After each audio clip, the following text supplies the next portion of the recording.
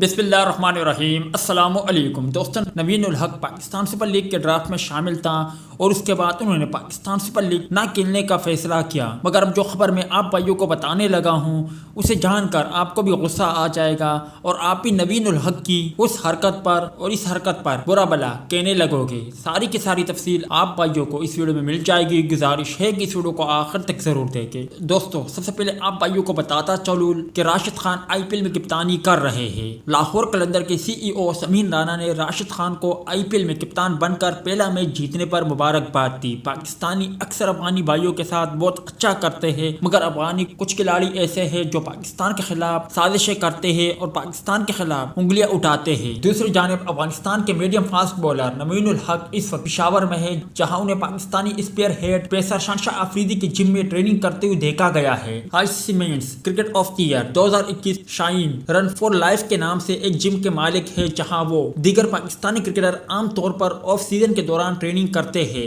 Afghanistan cricket team کے سابق media manager M ابراہیم محمد کی جانب سے شیئر کی گئی ایک ٹویٹر پوسٹ میں نوین الحق کو اپنی بولنگ ایکشن پر سخت محنت کرتے دیکھا جا سکتا ہے۔ اب ذرائع سے خبر موصول ہوئی ہے کہ وہ جم شہنشاہ آفریدی کا ہے اور نوین الحق اس وقت جم ٹریننگ میں پشاور میں موجود ہے۔ ویڈیو اچھی لگے تو اسے لائک ضرور کریں۔